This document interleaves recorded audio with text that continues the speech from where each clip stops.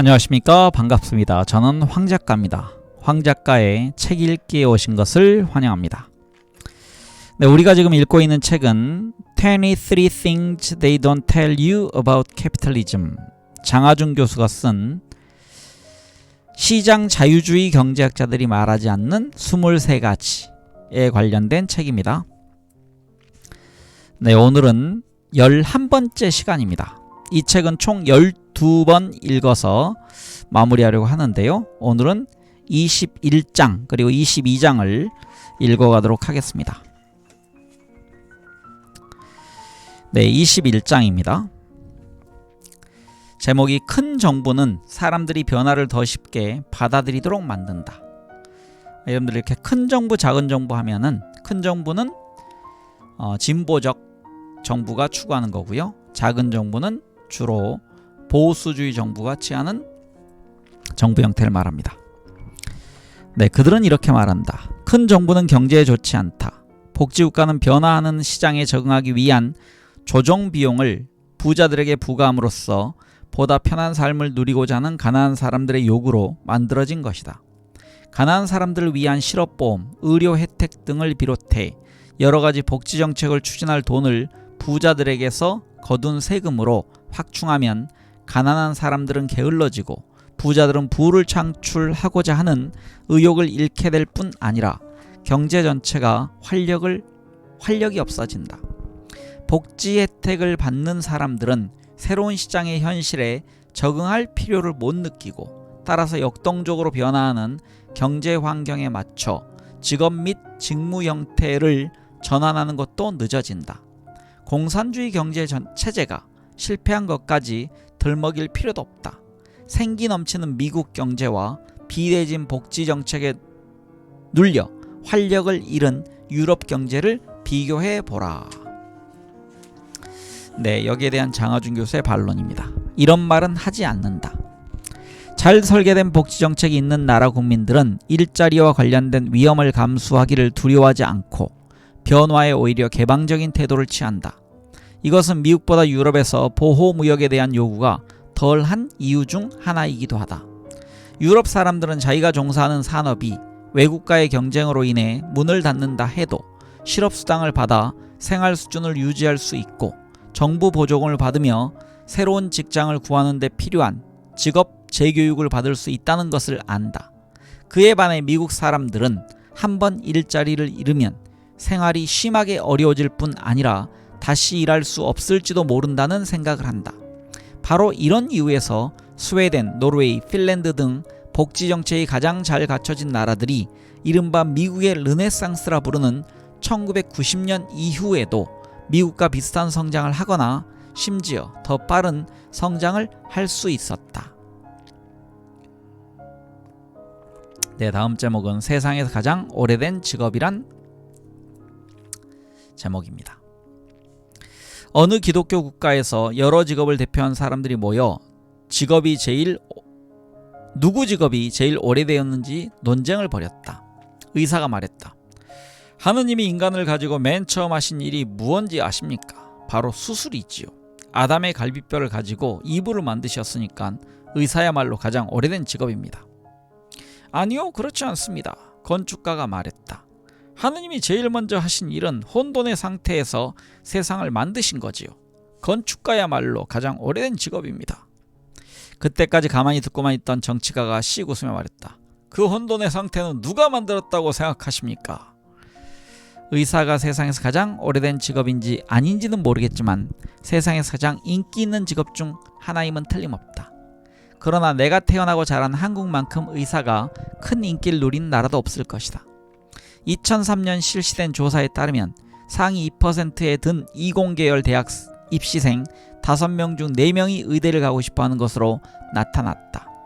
지난 몇 년 사이에 나온 비공식 집계에 따르면 한국에 있는 27개 의대 중 가장 커트라인이 낮은 대학도 국내에서 제일 좋은 대학의 공대보다 커트라인이 높았다고 한다. 의대 인기가 이보다 더 좋아질 수는 없는 것이다.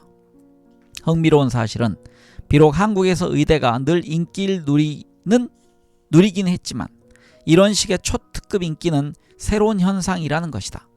이는 기본적으로 21세기에 들어 나타난 현상이다. 왜 이런 변화가 생겼을까? 쉽게 생각난 대답 중에 하나는 고령화 사회 등의 이유로 의사들의 수입이 상대적으로 높아지자 젊은이들이 변화한 인센티브에 반응을 하는 것일 뿐이라는 설명이다. 말하자면 유능한 의사에 대한 수요가 늘면서 우수한 젊은 학생들이 점점 더 많이 의사를 직업으로 택한다는 것이다. 그러나 의사 수가 계속적으로 늘어나면서 한국의 의사 수입은 상대적으로 줄어들고 있다. 이공계 학생들이 의대를 가지 않았으면 선택했을 엔지니어나 과학자들의 취직을 어렵게 만드는 무슨 새로운 규제책을 정부가 내놓은 것도 아니다. 그렇다면 이렇게 의대 인기가 높아지는 진짜 이유는 무엇일까? 이런 기현상의 원인은 지난 10년 사이에 직업 안정성이 극적으로 떨어졌다는 사실에서 찾아볼 수 있다. 1997년 아시아 금융위기로 인해 이른바 기적의 성장기가 끝난 이후 한국은 온정주의적 정부 개입 정책을 포기하고 무한 경쟁을 강조하는 시장 자유주의를 채택했다. 노동시장의 유연성을 높인다는 명분 때문에 직업의 안정성이 급격하게 떨어지면서 수백만 명의 노동자들이 임시직으로 일하게 되었다. 아이러니컬한 사실은 아시아 금융위기 전에도 한국은 비정규직 노동자가 50%에 육박해서 선진국 중 가장 노동시장이 유연한 나라로 꼽혔다는 점이다. 거기에 더 자율화했으니 이 비율은 이제 60% 선에 달한다. 정규직에 있는 사람들마저 이제는 직업 불안도가 높아졌다. 1997년 금융위기 전까지만 해도 정규직 노동자들은 대부분 법적으로는 아니지만 사실상 종신고용을 보장받고 일했다. 일본에서는 아직도 종신고용이 상당 정도 유지되고 있다. 그러나 이제는 더 이상 아니다. 정규직 직원이라도 40, 50대의 나이든 노동자들은 젊은 세대를 위해 하루라도 빨리 일자리를 내놓으라고 재촉하는 분위기를 견뎌내야 한다. 기업이 직원을 마음대로 해고할 수는 없지만 특정 직원을 더 이상 원하지 않는다는 사실을 알려서 자발적으로 떠나게 하는 방법이 많다는 것은 누구나 잘 알고 있다. 한국의 젊은이들은 이런 상황을 고려해서 보수적인 선택을 하는 것이다. 과학자나 엔지니어가 되면 삼성이나 현대와 같은 대기업에 취직을 하더라도 40대에 실직을 할 우려가 있다는 계산을 하는 것이다. 국내 총생산 대비 공공사회 지출이 선진국 중 가장 낮을 정도로 한국의 복지제도가 취약한 것을 감안하면 실직은 생각만 해도 끔찍한 악몽이다. 취약한 복지제도는 예전에는 그리 큰 문제가 되지 않았다. 많은 사람들이 평생 고용을 보장받았기 때문이다. 그러나 평생 고용이 사라진 이제 실업은 치명적인 문제가 되었다.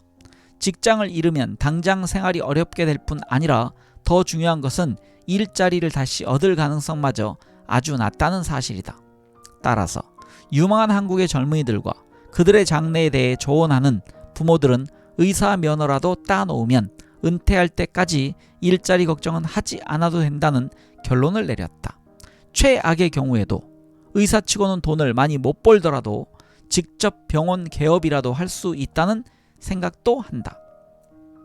그러므로 한국에서 머리가 좀 있는 학생이라면 누구나 의학을 공부하기를 원하고 혹 인문계열 학생이라면 변호사 자격증을 딸 수 있는 법학을 전공하기를 원하는 것은 전혀 놀라운 일이 아니다. 이 점에 대해 오해가 없었으면 한다. 나는 의사를 무척 존경한다. 내 생명의 은인들이기 때문이다. 몇 차례 대수술해서 생명을 구한 적도 있고 병에 걸릴 때마다 의사들의 치료 덕에 회복했다. 하지만 이런 내가 보기에도 이공계열 학생의 80%가 의사 체질이라는 것은 믿기 어렵다. 결국 선진국 중 가장 유연하다는 한국 시장에서 인적 자원을 재능에 따라 효율적으로 배분하는데 극적인 실패를 하고 만 것이다. 이유는 바로 높아진 고용 불안이다. 다음 소제목은요. 복지제도는 노동자들을 위한 파산법이다 로 되어 있습니다. 고용 불안, 즉 직업 안정성 문제는 논란이 분분한 사안이다. 자유시장 경제학자들은 해고를 어렵게 만드는 노동시장 관련 규제는 무엇이 되었든 경제를 비효율적으로 만들고 활력을 떨어뜨린다고 생각한다. 우선 그런 규제는 일을 열심히 해야 한다는 노동자의 인센티브를 약화시킨다. 게다가 필요할 때 바로바로 해고할 수 없으면 고용주들은 애초에 신규 노동자 고용을 꺼리게 되므로 부의 창출도 저해된다. 이들은 또 노동시장 규제는 나쁘지만 복지제도는 문제를 더 악화시킨 원흉이라고 주장한다. 실업수당, 의료 혜택, 무상교육, 심지어 최저소득까지 지원하는 것은 따지고 보면 정부가 모든 사람을 실업자로 고용하고 최저임금을 지불하겠다는 보장을 하는 것이나 다름없다. 따라서 노동자들은 열심히 일할 인센티브를 잃고 만다. 설상가상으로 복지제도에 필요한 재원을 부자들에게 거둔 세금으로 마련하기 때문에 부자들은 열심히 일해서 고용과 부를 창출할 동기를 잃는다. 이런 주장대로라면 복지제도가 잘 갖춰진 나라일수록 경제에 활력이 없어져야 한다. 노동자는 열심히 일하지 않아도 되고 기업은 부를 창출할 의욕이 없어지기 때문이다. 이 논리는 크게 세력을 떨쳤다. 1970년대 당시 영국 경제가 활력을 잃자 비대해진 복지제도와 노조활동이 도를 넘어선 게 그 원인이라는 설명이 널리 받아들여졌다. 복지국가는 실업의 공포를 줄여 노동자들이 더 적극적으로 노조활동을 하게 한다. 실제 상황은 더 복잡했지만 간단히 요약하자면 이런 식으로 영국 역사를 해석하는 사람들의 입장에서 볼 때 노조들에게 주제 파악을 하도록 하고 복지제도를 대폭 약화시킨 마거렛 대처 전 총리는 영국을 살린 구세주나 다름없었다. 1990년대에 들어와서 과도한 복지 정책을 추진하는 다른 선진국들에 비해 미국 경제가 겉보기에 더 빠르게 성장하자 복지 정책에 대한 이런 시각은 위세가 더 세졌다. 다른 나라들도 복지 예산을 줄일 때면 영국병을 고친 대처 전 총리와 활기차게 성장하는 미국 경제를 운운하는 일이 많았다. 그러나 직업 안정성이 높고 복지제도가 잘 갖춰져 있으면 경제의 생산성과 활력이 떨어진다는 말이 과연 진실인가? 한국의 사례에서 보았듯 고용 불안이 높아지면 젊은이들은 의사나 법률가처럼 안정된 직종을 선호하는 보수적인 선택을 하는 경향이 강해진다. 이는 개인적으로는 좋은 선택일 수 있지만 사회 전체로 볼 때에는 재능을 적재적소에 활용하지 못하는 것이므로 경제의 효율성과 역동성을 떨어뜨린다. 미국의 취약한 복지제도는 이 나라가 전반적으로 정부 개입에 훨씬 더 긍정적인 유럽 국가들에 비해 오히려 심한 보호주의 정책을 취하게 된 중요한 원인 중 하나이다. 유럽에서는 국가별 세세한 차이를 잠시 접고 이야기하자면 몸담고 있던 산업이 쇠퇴해서 일자리를 잃는 것은 물론 큰 타격이지만 그렇다고 세상이 끝날 정도의 일은 아니다. 의료 혜택은 변함없이 받을 수 있고 국가 임대주택 혹은 주거 보조금도 유지될 뿐 아니라 많게는 실직 전 월급의 80%까지 받으면서 정부의 지원으로 직업 재교육을 받고 구직 과정에서도 많은 도움을 얻을 수 있기 때문이다. 반면 미국에서는 정부의 보호무역을 도입해달라는 요구를 해서라도 한 번 잡은 일자리는 놓치지 않아야 한다. 일자리를 잃는다는 것은 모든 것을 잃는다는 말과 마찬가지이기 때문이다. 실업보험의 자격 요건이 까다로운 데다 그나마 유럽에 비해 지급 기간도 짧다. 직업 재교육과 재취업 과정에서도 정부의 도움은 거의 받을 수 없다. 이보다 더 무서운 일은 실직을 하면 의료 혜택을 받지 못하고 사는 집마저 잃을 수 있다는 사실이다. 국가 임대주택이나 임대료 보조금이 거의 없기 때문이다. 따라서 가문을 포함한 산업구조조정에 대한 노동자의 저항은 유럽보다 미국이 훨씬 더 클 수밖에 없다. 대부분의 미국 노동자들은 조직적 저항을 하기 어렵지만 조직적 저항이 가능한 노동조합 소속의 노동자들이라면 현재의 일자리를 유지하기 위해 수단 방법을 가리지 않으려 하는 것은 당연하다. 위 예들을 통해 알 수 있듯이 직업 안정성이 낮으면 사람들이 열심히 일을 할지는 몰라도 자기에게 맞지 않는 자리에서 열심히 일한다는 문제가 있다. 과학자나 엔지니어가 되면 대성할지 모를 유명한 청년들이 모두 해부학 교실에서 씨름을 하고 있다. 적절한 재능을 받으면 생명공학과 같은 유망 산업에서 일할 수 있는 미국 노동자들이 자동차 산업 같은 사양 산업에서 악착같이 일자리를 고수하고 있지만 이는 단지 피할 수 없는 대세를 약간 지연시키는 것일 뿐이다. 이렇게 여러 사례를 든 것은 한국 젊은이들의 예처럼 첫 번째 직업을 선택할 때나 유럽과 비교한 미국 노동자들의 태도에서 본 것처럼 현재 직업을 떠나야 할 때 사람들이 제2의 혹은 제3, 제4의 기회가 생기리라는 것을 알면 좀 더 개방적인 자세로 변화를 수용할 수 있다는 점을 강조하고 싶어서였다. 궤변이라고 생각하는 독자도 있을지 모르지만 이 논리는 전혀 이상한 것이 아니다. 이제는 대부분의 사람들이 당연시하는 파산법의 배경을 이루는 논리와 같은 것이기 때문이다. 19세기 중반이 되기 전까지는 대부분의 나라가 현대적인 의미의 파산법을 가지고 있지 않았다. 당시 시행되고 있던 파산법 내에서는 파산한 기업가들이 자기 비즈니스를 다시 정비하는 동안 채권자들로부터 거의 보호를 받지 못했다. 그러나 이제 미국에서는 챕터 11이라는 파산법을 통해 기업가들은 6개월간 보호를 받는다. 이보다 더 주목할 만한 사실은 이전의 채권자들이 채무를 면제주지 않는 이상 아무리 오래 걸려도 모든 빚을 다 갚아야 했기 때문에 한 번 파산하면 다시 재기할 도리가 없었다는 점이다. 이는 파산한 기업인이 어떻게 다시 기업을 시작했다 하더라도 새로 얻은 이유는 모두 오래된 빚을 갚는 데 써야 했기 때문에 새로운 기업이 성장할 수가 없었다는 의미이다. 이런 이유에서 애초부터 큰 위험 부담을 안고 기업을 시작해야만 했다. 시간이 흐르면서 사람들은 제2의 기회를 보장하지 않으면 기업가들이 위험을 감수하는 것을 극도로 꺼린다는 사실을 깨달았다. 1849년 영국을 필두로 해서 많은 나라들이 파산법을 도입해서 파산 후 구조조정 초기에 기업가들이 채권자들로부터 법원의 보호를 받도록 했다. 이보다 더 중요한 것은 채권자들이 동의하지 않아도 법원이 채무 삭감을 명령할 권리를 갖게 된 것이다. 이 새로운 파산법은 비슷한 시기에 도입된 유한책임회사 같은 제도와 함께 기업활동에 따른 리스크를 크게 줄이는 효과를 낳아 기업인들이 적극적으로 위험을 감수하게 되면서 현대적 의미의 자본주의가 가능해졌다. 노동자들에게 제2의 기회를 준다는 의미에서 복지정책은 노동자를 위한 파산법이라고 할 수 있다.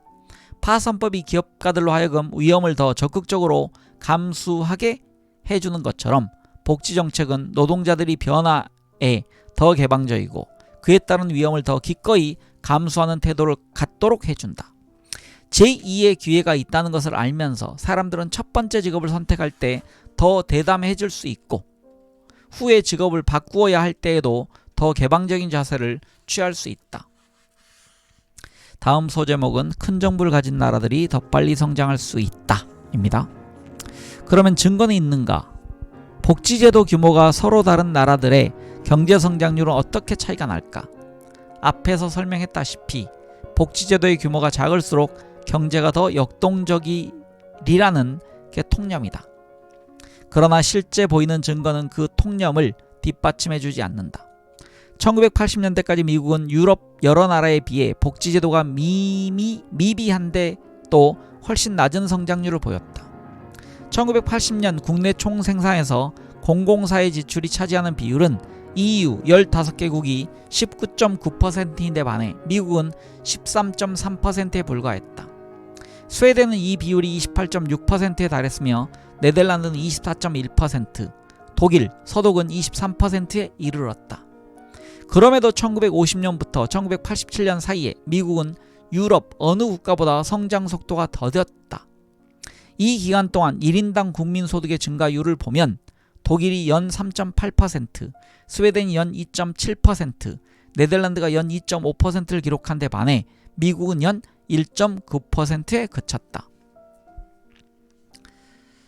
물론 복지제도의 규모는 한 나라의 경제 실적을 결정하는 여러 요인 중에 하나에 불과하지만 이 숫자들은 복지제도가 잘 갖춰져 있다고 해서 높은 성장률을 올리지 못하는 것은 아님을 입증하고 있다.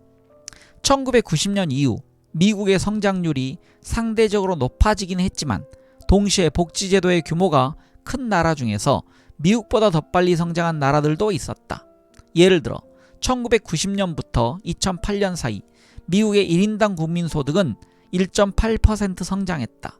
이것은 기본적으로 이전 기간과 비슷한 수준의 성장률이지만 유럽 각국의 경제가 둔화하면서 상대적으로 미국을 한국, 터키처럼 온전히 선진국이라 할 수 없는 나라를 제외하고 소위 OECD 핵심 국가 중 가장 빨리 성장하는 나라로 보이게 했다. 그러나 아주 흥미로운 사실은 1990년 이후 OECD 핵심 국가 중 가장 빨리 성장한 나라 두 군데가 바로 핀란드 2.6%와 노르웨이 2.5%라는 것이다. 두 나라 다 복지 정책이 잘 갖춰졌다는 것은 잘 알려진 사실이다. 2003년 핀란드의 경우 국내 총생산에서 공공사회 비용이 차지하는 비율이 22.5%였으며 노르웨이는 25.1%였다. 그에 비해 OECD 국가 평균은 20.7%였으며 미국은 16.2%였다. 국내 총생산에서 공공사회 비용의 효율이 다시 읽겠습니다. 국내 총생산에서 공공사회 비용의 비율이 31.3%로 미국의 거의 2배에 달해 사실상 세계에서 가장 거대한 규모의 복지제도를 운영 중인 스웨덴의 성장률은 연 1.8%로 미국과 거의 차이가 없다. 2000년에서 2008년까지 2000년대 자료만 살펴보면 스웨덴의 성장률 2.4%와 핀란드의 성장률 2.8%는 미국의 성장률 1.8%보다 훨씬 높다. 자유시장주의자들의 말대로 복지제도가 노동자의 노동윤리와 부의 창출 동기에 악영향을 미친다면 이런 일은 일어나선 안 된다. 물론 이렇게 말한다고 해서 복지제도가 항상 좋기만 하다는 것은 아니다. 다른 모든 제도들과 마찬가지로 복지제도도 장점과 단점이 있다.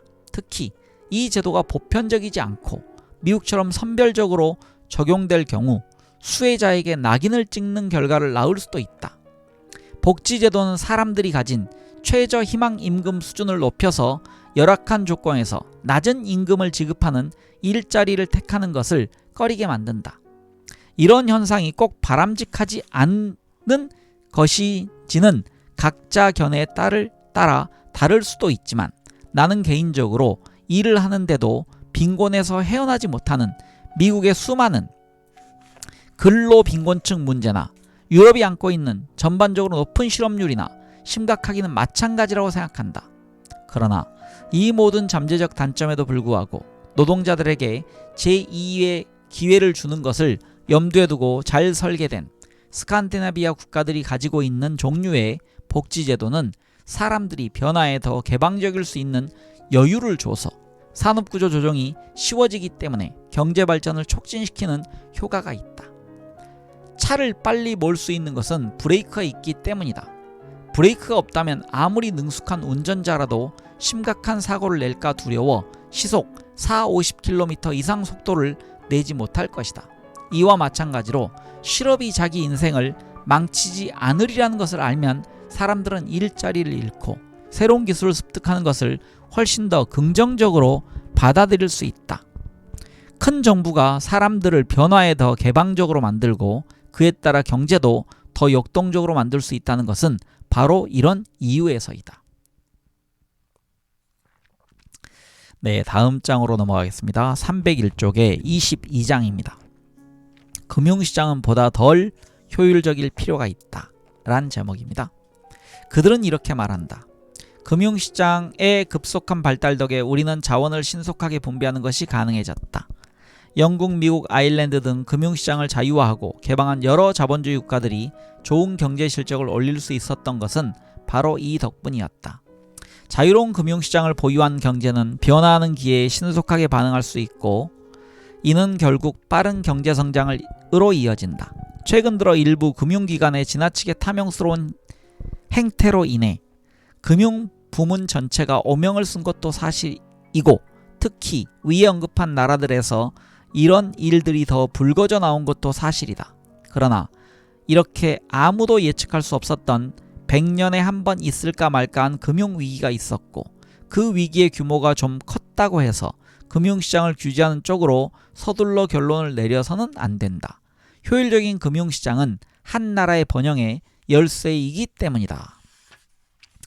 여기에 대한 장하준 교수의 반론입니다. 이런 말은 하지 않는다. 현대 금융시장의 문제는 그것이 너무 효율적이란 데 있다. 최근에 금융혁신을 통해 만들어진 수없이 많은 새 금융상품들 덕에 금융부문은 금융자산 보유자들을 위한 단기 이용 창출에도 더 효율적이 되었다. 그러나 2008년 글로벌 금융위기 때에도 보았듯이 이 새로운 금융자산들은 금융 시스템뿐 아니라 경제 전반을 더 불안하게 만들고 말았다.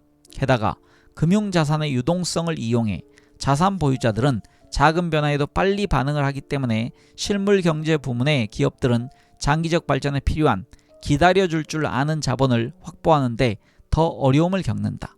금융 부문과 실물 부문 사이에 존재하는 속도의 차이를 줄여야 한다. 즉, 금융시장의 효율성을 의도적으로 줄여야 한다는 의미이다. 네, 소제목이요. 아이슬란드에서 쓸모없는 3가지 문장이라고 되어 있습니다. 1990년대 아이슬란드 레이캬비크 공항에서 공식 관광 안내서를 받아본 사람들의 이야기이다. 안내서에는 여느 나라나 마찬가지로 유용한 아이슬란드어 표현을 실은 난이 있었지만 아이슬란드에서 쓸모없는 표현이란 난도 실려 있다는 것이 다른 관광 안내서와 다른 점이었다. 거기에는 다음과 같은 문장들이 실려 있었다. 한국어로 옮기면 기차역이 어디에 있습니까? 오늘 날씨가 참 좋습니다. 더 싼 것은 없습니까가 그것들이다. 기차역 위치를 묻는 표현은 정말 쓸모가 없다. 아이슬란드에는 철도가 없기 때문이다. 그러나 오늘 날씨가 참 좋습니다까지 쓸모없는 표현에 넣은 것은 자기 나라의 날씨에 너무 매정한 게 아닌가 싶다. 아이슬란드에 살아본 적이 없지만 이 나라에도 1년에 최소한 며칠은 맑은 날이 있을 텐데 말이다. 3번째 문장은 아이슬란드에서는 모든 것이 매우 비싸기 때문에 상황에 딱 걸맞는 표현이다. 이것은 사실 아이슬란드가 경제적으로 성공했기 때문에 생기는 현상이다. 미국이나 오스트레일리아처럼 끊임없이 저임금 이민자를 받아들이지 않는 이상 소득이 높은 나라에서는 노동 서비스의 가격이 비싸기 때문에 공식 환율에 의거해서 생각하는 것보다 물건값이 비싸진다. 한때 유럽에서 가장 가난한 나라였던 아이슬란드는 1995년 무렵에 벌써 룩셈부르크, 스위스, 일본, 노르웨이, 덴마크, 독일, 미국, 오스트리아, 싱가포르, 프랑스 등의 뒤를 이어 세계에서 11번째로 잘 산 나라가 되었다. 이미 부유했던 아이슬란드 경제는 1990년대 후반 금융산업의 민영화, 자유화가 추진되면서 마치 터보 엔진이라도 장착한 듯 급속히 성장하기 시작했다. 아이슬란드 정부는 1998년에서 2003년에 이르기까지 국영은행들과 투자기금들을 민영화하고 은행에 대한 지급 준비율 제도마저 없애는 등 가장 기본적인 금융규제까지 철폐했다. 이후 아이슬란드 은행들은 무서운 속도로 확장하여 해외 고객을 유치하는 데까지 눈을 돌려 은행마다 인터넷 뱅킹 사업부를 두고 영국, 네덜란드, 독일 금융시장까지 잠식했다. 한편 아이슬란드의 투자자들은 자국 은행들의 공격적인 대출 정책 덕분에 엄청난 자금을 융통해 기업 쇼핑, 즉 인수합병에 나섰는데 그 대상은 특히 1950년대부터 1970년대 이르기까지 저 유명한 대구전쟁, 여기서 대구는 생선대구입니다. 카드워스를 치른 과거의 적대국 영국이었다. 바이킹 침략자라 불린 아이슬란드 투자자들의 대표격으로는 젊은 재력가 요하네손이 소유한 투자회사 바우거를 꼽을 수 있다. 2000년대 초 혜성처럼 등장한 바우거는 2007년 영국 소매 유통업의 핵심 세력으로 자리 잡았다. 햄리스, 데브넘스, 오아시스 및 아이슬란드 가로열고 영국 냉동식품 체인이지만 이런 이름을 붙였으니 아이슬란드 투자자가 그냥 지나치긴 어려웠으리라 등 영국의 유력 소매 대기업들의 대주주가 된 바우거는 3,800개 소매점에서 6만 5천여 직원을 고용하며 100억 파운드에 달하는 매출을 올리는 거대 비즈니스에 엄청난 영향력을 미칠 수 있었다. 얼마 동안은 이 같은 금융 부문의 확장이 아이슬란드의 기적을 낳는 것처럼 보였다. 1985년에야 주식시장이 개설되었을 정도로 한때 지나친 규제로 악명 높았던 금융후진국 아이슬란드가 글로벌 금융 시스템이 발달하기 시작하면서 활기 넘치는 신생 금융 중심지로 급변한 것이다. 1990년대 후반 이래 아이슬란드는 경제는 보기 드문 속도로 성장하여 2007년에는 노르웨이, 룩셈부르크, 스위스, 덴마크에 이어 세계에서 5번째로 부유한 나라가 되었다. 이때만 해도 아이슬란드의 경제는 하늘 높은 줄 모르고 성장할 것처럼 보였다. 하지만 불행하게도 2008년 금융위기 이후 아이슬란드 경제는 완전히 붕괴하고 말았다. 그해 여름 아이슬란드의 3대 은행이 모두 파산한 바람에 정부는 이 은행들을 울며 겨자 먹기로 인수해야 했다. 그러나 상황은 계속 악화되기만 했고 급기야 2009년 10월에는 세계화의 상징 맥도날드가 아이슬란드에서 철수하기로 결정함으로써 세계화의 변방으로 밀려난 아이슬란드의 현실을 다시 한번 절감했다. 이 글을 쓰고 있는 2010년 초 현재 IMF는 아이슬란드 경제가 2009년 8.5%에 달하는 마이너스 성장을 기록했다고 추정하는데 이는 선진국 중 가장 빠른 추락이다. 요즘 들어 아이슬란드가 1990년대 후반 이후 추진한 금융주도 발전 정책들이 얼마나 위험한 것이었는지를 알게 준 증거들이 점점 더 많이 나오고 있다. 2007년 아이슬란드의 세계 은행 자산은 같은 해 국내 총생산의 1000%에 달했는데 이는 은행 부문이 세계에서 가장 발달한 나라 중 하나인 영국에 비해 2배나 높은 수치였다. 이에 더해 아이슬란드의 금융 팽창은 외채를 바탕으로 이루어졌다는 것도 밝혀졌다.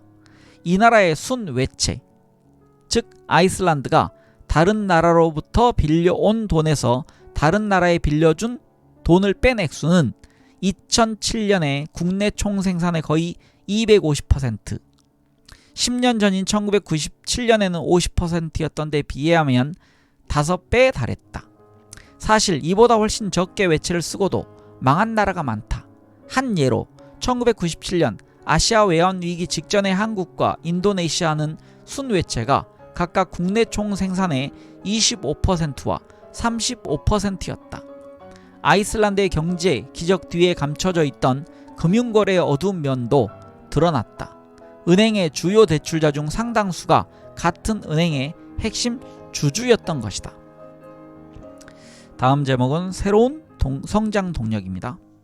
아이슬란드 경제의 흥망이 아무리 극적이었다 하더라도 기차역도 없고 심지어 맥도날드마저 없는 인구 30만 명짜리 작은 섬나라에 대해 이렇게 길게 이야기를 하는 이유는 무엇일까? 그것은 아이슬란드가 최근 금융가를 지배하는 견해에서 무엇이 잘못되었는지를 보여주는 대표적인 예이기 때문이다. 아이슬란드 이야기가 매우 특별하게 들릴지 모르지만 지난 30여 년 동안 금융 부분의 민영화, 자유화 및 개방으로 경제성장 동력을 육성하려 한 나라는 아이슬란드만이 아니다.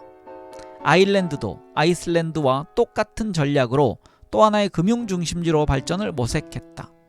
이 나라의 금융자산 역시 2007년에는 국내 총생산의 900%에 달했고 그 결과 아이슬란드와 마찬가지로 아일랜드 역시 2008년 글로벌 금융위기의 나락에 빠져들었다.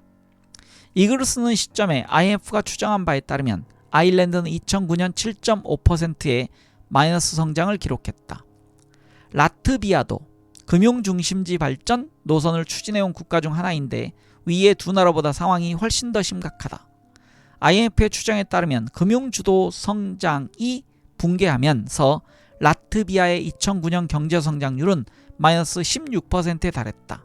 자칭 중동의 금융중심지인 두바이는 유럽의 다른 경쟁국들보다 좀 더 오래 버티는 듯 싶었지만 결국 2009년 11월 이 나라의 최대 국영기업 집단인 두바이 월드가 모라토리움, 즉 채물 지부 유예를 선언하면서 백기를 들고 말았다. 최근 들어 나락으로 떨어지기 전까지 이 나라들은 세계화 시대의 선두주자가 되고 싶었던 다른 국가들에게 새로운 금융주도 비즈니스 모델에 빛나는 사례로 찬탄받았다. 먹구름이 국제금융시장을 덮기 시작하던 2007년 11월 영국의 저명한 정책 전문가 리처드 포르테스 교수와 아이슬란드의 교수 프리드리크 발디르소는 아이슬란드 상공회의소에 제출한 보고서에서 장중한 어조로 다음과 같이 선언했다. 전반적으로 볼 때 아이슬란드 금융 부문의 국제화는 시장 참여자들이 더 주목해야 할 성공담이다. 더구나 아이슬란드, 아일랜드, 라트비아 경제가 붕괴되는 것을 보고도 금융 주도형 경제 전략을 추진하겠다는 나라들이 있다. 2009년 9월에는 터키가 중동의 또 다른 금융 중심지를 목표로 일련의 정책을 추진할 것이라고 발표했다. 전통적으로 제조업에서 강세를 보여왔던 한국도 비록 벤치마킹하고자 했던 아일랜드와 두바이가 붕괴하고 나서 좀 주춤해지긴 했지만 여전히 동북아시아의 금융 중심지가 되기 위한 정책을 추진하고 있다. 그런데 더 큰 문제가 있다. 아일랜드나 아이슬란드는 1980년대 초 미국과 영국에서 처음 채택된 뒤 다른 수많은 국가로 확산되어 온 금융 규제 완화를 통한 성장 전략의 극단적인 예에 불과하다는 것이다. 영국은 1980년대 후반 이른바 금융 빅뱅으로 금융 탈규제에 박차를 가했다. 그 이후에도 이른바 최소 규제 원칙을 구현하고 있다며 자랑해 왔다. 미국도 이에 발맞춰 1933년 제정된 글래스-스티걸법을 1999년에 폐지함으로써 대공황 이후 미국 금융산업의 축이었던 투자은행과 상업은행 사이의 장벽을 허물어 버렸다. 많은 나라가 미국과 영국의 선례를 따랐다. 이처럼 점점 더 많은 나라가 금융 탈규제에 기반한 성장 전략을 채택하게 된 이유는 무엇일까? 일단 금융 부분에 대한 규제를 폐지해 놓기만 하면 금융업이 제조업처럼 골치 아픈 다른 산업보다 돈 벌기가 훨씬 쉬운 업종이기 때문이다. 적어도 2008년 금융위기가 발생하기 전까지는 그렇게 보였다. 금융 부문의 이윤율과 비금융 부문의 이윤율을 따로따로 추정한 연구는 사실 많지 않은데 프랑스 경제학자 제라르 디메닐과 도미니크 레비의 연구 논문에 따르면 미국과 프랑스는 지난 20-30년 동안 금융 부문의 이윤율이 비금융 부문의 이윤율보다 훨씬 더 높았다. 또 미국의 경우 1960년대 중반에서 1970년대 후반까지 금융기업의 이윤율이 비금융기업의 이윤율보다 낮았다. 그러나 1980년대 초반 금융 부분에 대한 탈규제 정책이 추진된 뒤로는 금융기업의 이윤율이 상승세를 타면서 4에서 12%에 이르렀다. 1980년대 이후로 금융기업의 이윤율은 2에서 5%였던 비금융기업의 이윤율보다 더 늘 높았다. 프랑스의 경우 1970년대 초반에서 1980년대 중반 사이에 금융기업의 이윤율은 마이너스 상태였다. 1960년대 데이터는 나와 있지 않다. 그러나 1980년대 후반 금융 탈규제 정책이 추진되면서 금융기업의 이윤율이 상승하기 시작하더니 1990년대 초반에는 비금융기업의 이윤율을 따라잡았다. 당시 금융기업과 비금융기업의 이윤율은 5% 정도로 비슷했다. 그런데 비금융기업의 이윤율은 계속 상승했고 2001년에는 10%를 넘겼다. 반면 비금융기업의 이윤율은 1990년대 초반 이후 하락하기 시작해 2001년엔 대략 3%까지 떨어졌다. 미국에서는 금융산업이 얼마나 매력적인 종목이었던지 심지어 상당수의 제조업 대기업들조차 사업 내용을 들여다보면 사실상 금융기업이라 해도 무리가 아닐 정도로 금융산업 참여율이 높았다. 미국의 저명한 경제학자 짐 크로티의 계산에 따르면 1970년대까지만 해도 미국의 비금융기업이 소유한 증권, 금융, 자회사 등 금융 자산은 기계설비, 건물 재고 등 비금융 자산의 40% 정도였으나 2000년대 초반에는 두 자산의 규모가 거의 비슷해졌다. 예를 들어 GE, GM, 포드 같은 한때 미국 제조업의 상징이던 회사들조차 자회사로 설립한 금융기업은 지속적으로 팽창하는 반면 핵심 비즈니스인 제조업 부문은 수그러들면서 금융화되어 버렸다. 명색이 거대 제조업체인 이들 회사들이 21세기 초반에 이르러서는 이윤의 대부분을 핵심 비즈니스인 제조업이 아니라 금융업을 통해 벌어들이게 되었다. 예를 들어 2003년 GE 그룹 이윤의 45%는 GE 캐피탈에서 창출되었고 2004년 GM 그룹 이윤의 80%는 금융자회사인 GMAC에서 올렸으며 2001년부터 2003년까지 포드 그룹의 모든 이윤은 포드 파이낸스가 벌어들인 것이다. 다음 소제목은요, 대량 금융 살상 무기 이렇게 되어 있습니다. 이런 모든 사태의 결과로 세계적 차원에서, 그러나 특히 부유한 나라에서 금융 부문은 엄청난 성장을 했다. 절대적인 성장만이 아니다. 정말 의미심장한 점은 금융 부문이 그를 떠받치는 실물 경제보다 훨씬 더 빠르게, 아니 엄청 더 빠르게 성장해 왔다는 사실이다. 내 케임브리지 대학교 동료이자 금융위기 문제에 정통한 가브리엘 팔마 교수가 IMF 자료를 기초로 계산한 결과에 따르면 1980년 현재 전 세계적으로 축적된 금융자산의 규모는 세계 총생산, 즉 각국 국민 총생산을 모두 합한 것의 1.2배 수준이었는데 2007년에는 그 숫자가 4.4배로 증가했다. 금융 부문의 상대적 크기는 부유한 나라일수록 더 심했다. 팔마 교수는 2007년 현재 영국 금융 자산의 규모가 국내 총생산의 7배에 달하는 것으로 계산했다. 프랑스는 자국을 영미형 금융자본주의 모델의 라이벌로 내세우고 있지만 금융자산과 GDP의 비율로 보면 영국보다 조금 낮은 수준이다. 앞서 인용한 크로티가 미국 정부의 자료를 토대로 계산한 결과에 따르면 1950년부터 1970년대의 미국의 금융자산 규모는 국내 총생산의 4-5배 사이를 오락가락했는데 이는 금융탈규제 정책이 시행된 1980년대 초반 이후 급속한 상승세를 타다가 2000년대 초반에 이르러 9배를 돌파했다. 이 말은 동일한 양의 실물 자산과 경제활동을 기반으로 해서 만들어지는 금융 청구권의 규모가 점점 더 커진다는 의미이다. 주택대출시장에서 파생금융상품을 만들어 판 것이 2008년 금융위기를 부른 주요 원인이었다는 사실은 이것이 얼마나 큰 문제인지를 증명해주는 예이다. 옛날에는 누군가 은행에서 돈을 빌려 집을 사면 돈을 빌려준 은행이 그 금융거래의 결과, 즉 집을 담보로 일정 기간 동안 원금과 이자를 받을 수 있는 권리를 소유하는 것에서 이야기가 끝났다.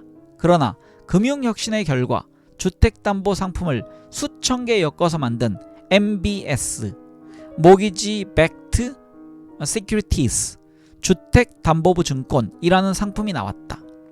여기서 그치지 않고 다시 여러 개의 MBS, 많게는 150개까지 되는 MBS를 묶은 것을 담보로 해서 CDO, Collateralized Debt Obligation, 부채담보부 증권이라는 상품이 나왔다. 그리고 이 CDO를 담보로 한 CDO 제곱이 나왔으며 CDO와 CDO 제곱을 합쳐서 CDO 세제곱까지 만들어졌다. 심지어 더 제곱을 한 CDO들도 개발되었다. 이렇게 되자 CDO가 부도가 날 경우 투자자들을 보호할 또 다른 금융상품인 CDS, Credit Default Swap, 신용부도 수합도 나왔다. 이 외에도 현대식 금융이라는 이름 아래 상상의 범위를 초월하는 온갖 종류의 금융상품이 발명되었다. 이쯤 되면 나도 헷갈린다. 그리고 이제야 드러난 사실이지만 이런 금융상품들을 취급해온 사람들도 헷갈려 하기는 마찬가지였던 것 같다. 그러나 여기서 주목해야 할 것은 동일한 실물자산, 즉 최초로 주택담보대출에서 담보로 사용되었던 집과 그 집 소유자들의 경제활동들이 새로운 자산을 파생시키기 위해 반복해서 사용되었다는 사실이다. 그러나 아무리 천재적 금융상품을 만들어 놓아도 결국 이 자산들이 기대한 만큼의 수익을 낼 수 있는지 여부는 최초로 담보대출을 했던 그 수십만 명의 노동자와 중소기업가들의 대출 융자금을 꼬박꼬박 상환하는지에 달려있다.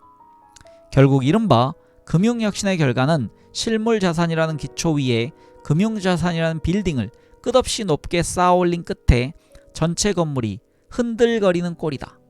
물론 실물자산이라도 기초 자체도 금융활동에 의해 부분적으로 넓어지고 튼튼해진다. 그러나 중요한 것은 이 기초가 감당하지 못할 정도로 빌딩이 높아지고 있다는 사실인 만큼 지금은 이 문제에 집중하자. 만약 어떤 빌딩을 기초의 확장 없이 높이 쌓는 공사만 한다면 그 건물이 무너질 가능성은 또한 올라갈 수밖에 없다. 문제는 여기서 끝나는 것이 아니고 더 심각해진다. 금융상품의 경우 파생이 되면 될수록 금융상품을 궁극적으로 떠받치는 실물 자산과도 거리도 멀어지고 이에 따라 점점 더 그 파생 금융상품의 정확한 가격을 매기기가 힘들게 된다. 이는 기초를 강화하지 않은 상태에서 기존 건물의 층수만 올린다는 의미일 뿐이다. 층수가 올라갈수록 품질이 불확실한 자재를 사용하는 것이나 다를 바 없다. 그런 맥락에서 보면 철저하게 현실적인 투자 원칙을 지키는 것으로 유명한 미국의 투자자 워렌 버핏이 2008년 금융위기를 통해 파생 금융상품의 파괴력이 드러나기 전에 이를 대량 금융살상 무기, 즉 Weapons of Financial Mass Destruction 이라고 일컬었던 것도 그리 놀랄 일이 아니다. 다음 소제목은요, 금융시장의 수레바퀴에 모래를 뿌려라입니다. 지난 20-30년에 걸친 금융부문의 지나친 발전을 비판한다고 해서 금융이 모두 나쁘다는 뜻은 아니다. 우리가 만일 유한 책임 회사에 반대했던 애덤 스미스나 은행은 군대보다 더 위험한 존재라고 생각했던 토마스 제퍼슨의 말을 듣고 금융을 억압했더라면 애덤 스미스가 말한 18세기식 핀 공장까지는 아닐지 몰라도 우리는 아직도 여전히 19세기식의 지옥 같은 공장, 영어로 세터닉 밀스로 이루어진 경제에 살고 있을 것이다. 금융발전이 자본주의의 발전에 결정적 역할을 해왔다는 것은 사실이다. 그러나 모든 형태의 금융발전이 바람직하다고 말할 수는 없다. 금융자본이 경제발전에 필수적이었던 이유는 산업자본보다 훨씬 유동성이 크기 때문이다.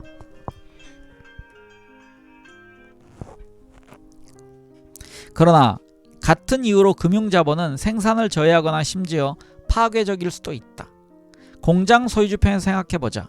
예상치 못했던 추가 주문을 받아 원자재나 기계를 더 구매할 자금이 갑자기 필요하게 되었다. 가진 돈은 당초의 주문에 따라 공장 건설, 기계 및 원자재 구입 등에 모두 투자한 상태이다. 그런데 추가로 자금을 투입하면 이윤을 더 거두리라는 것을 알고 은행이 기계와 공장을 담보로 자금을 빌려주겠다고 나선다면 그는 은행을 무척 고맙게 여길 것이다. 이번에는 그 공장주가 새로운 분야의 사업을 시작하고 싶어서 공장의 절반을 팔려고 한다고 가정해보자. 그런데 건물과 생산 라인의 절반을 사겠다는 사람이 아무도 없다. 이때 공장에 대한 주식을 발행한 뒤 이 중 절반을 팔아 자금을 조달할 수 있다는 사실을 알게 되면 공장주는 안도의 한숨을 쉴 수 있을 것이다. 이렇듯 금융부문은 건물과 기계 같은 비유동성 자산을 대출금, 주식 등의 유동성 자산으로 전환할 수 있게 해줌으로써 기업이 성장하고 사업 영역을 다각화하는 데 도움을 준다. 하지만 금융자산이 나머지 경제 전체에 잠재적으로 부정적인 작용을 하게 되는 것도 바로 이 유동성 때문이다. 예를 들어 공장을 짓는 데에는 몇 년까지는 몰라도 최소 몇 개월이 걸린다. 세계적 기업 하나를 만들기 위해 필요한 기술적, 조직적 노하우를 축적하는 데에는 수십 년이 걸린다. 이와 대조적으로 금융자산은 다른 곳으로 옮겨 재배치되는데 몇 초, 길어야 몇 분밖에 걸리지 않는다.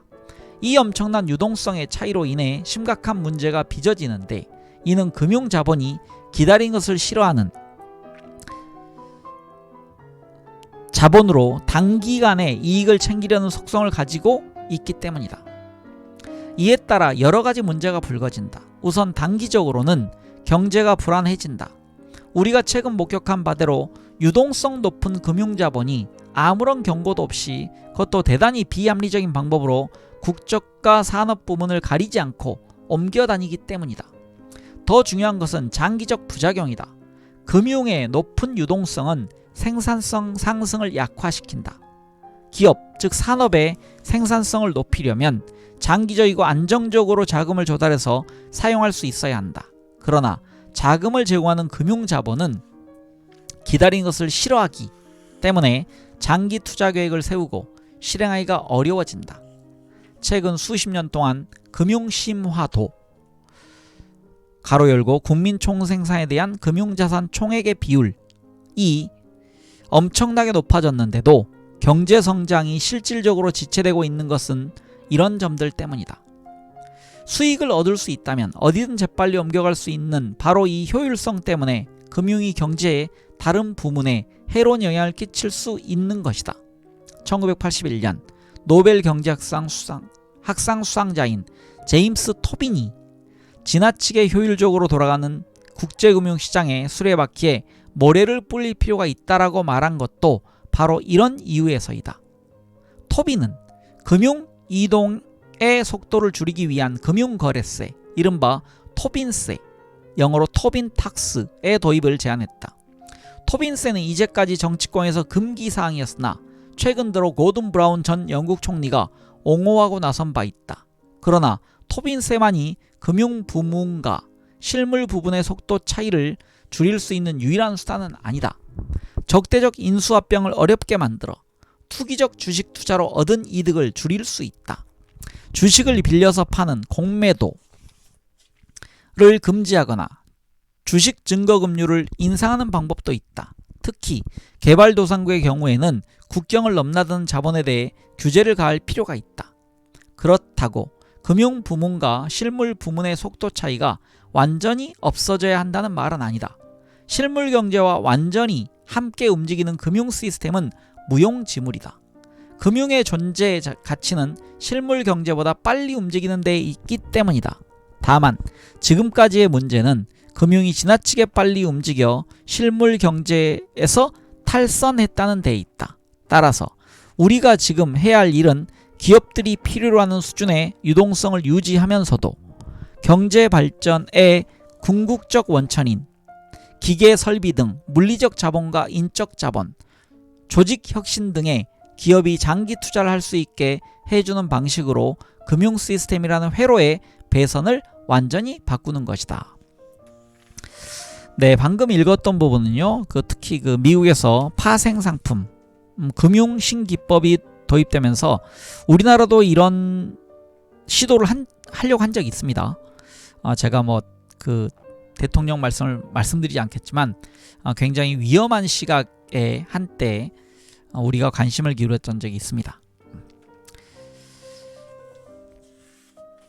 그나마 우리나라는 그 위험으로부터 조금 벗어난 것 같습니다. 네, 다음 시간에는요, 이 책의 마지막 시간입니다. 23장과 그리고 결론에 해당하는 글을 읽도록 하겠습니다. 책 읽기에 함께해 주신 많은 분들 감사드립니다. 편안한 하루 보내십시오. 저는 황 작가였습니다.